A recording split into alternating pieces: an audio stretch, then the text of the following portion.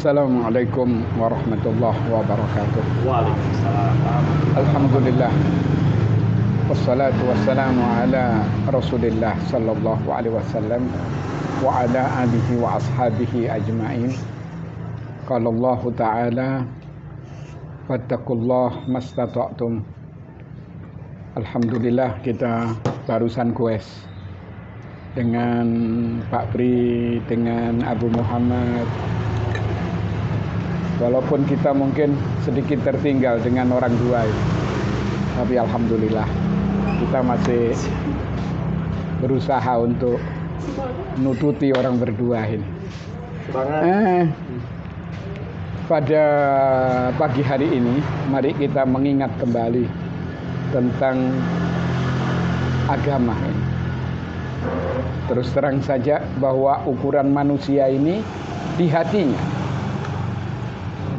bukan di fisiknya, bukan di pangkatnya, bahkan bukan di bajunya. Allah Subhanahu wa ta'ala menyatakan dalam Al-Quran, Yauma la yanfa'u malun wala banun illa man atallah biqalbin salim. Di hari kiamat nanti tidak berguna harta, tidak berharga anak.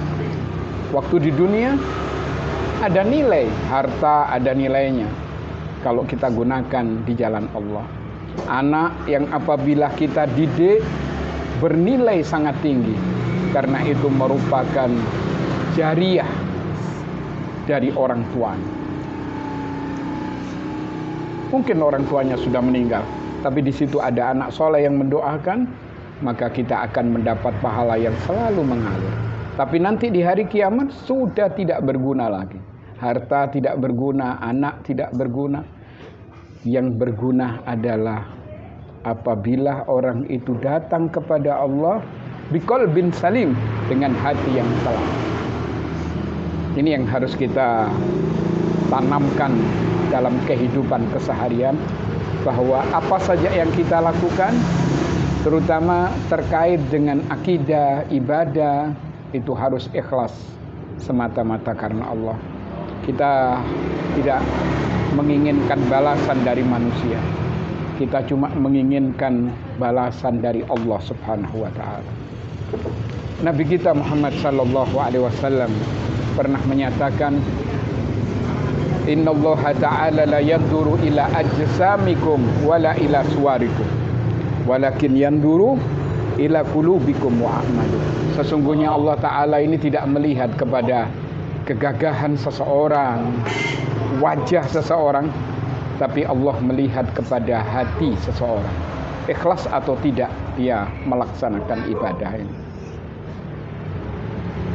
Kita mungkin teringat ketika Rasul menyampaikan ada 3 manusia yang semestinya dia menjadi penghuni surga, tapi ternyata dia menjadi penghuni api neraka karena basicnya tidak tepat, niatnya salah.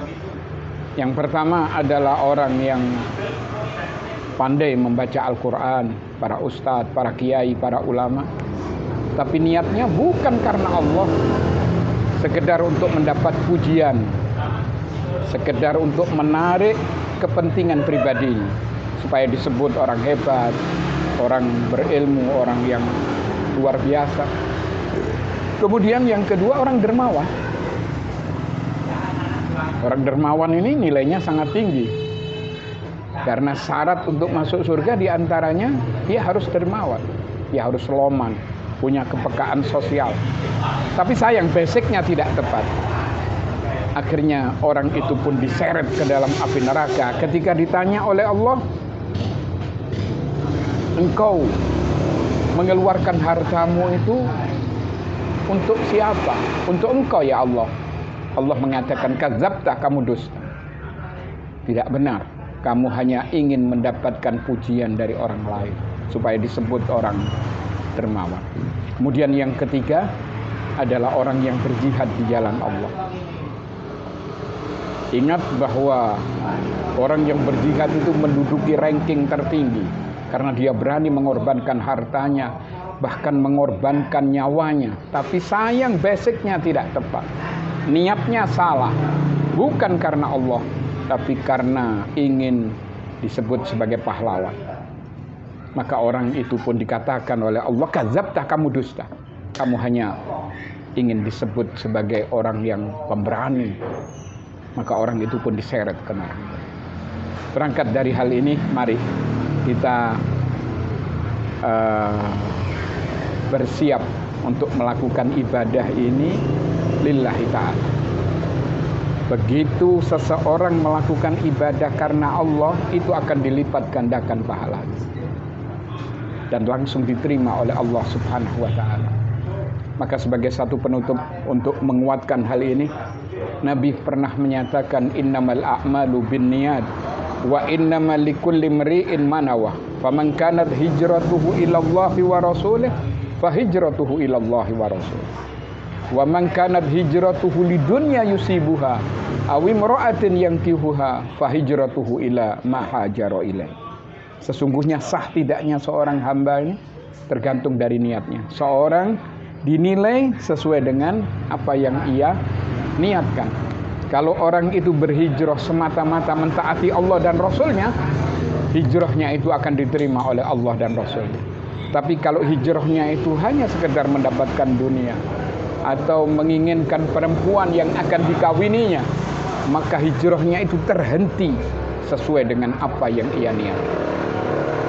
Karena itu, ikhlaskan dalam hatimu untuk melakukan berbagai macam karya dalam hidup ini. Begitu saya kira. Subhanakallahumma wa bihamdik, asyhadu an la ilaha illa anta, astaghfiruka wa atubu ilaik. Assalamualaikum warahmatullahi wabarakatuh. Waalaikumsalam warahmatullahi wabarakatuh. Oke. Mantap. Wah, ini.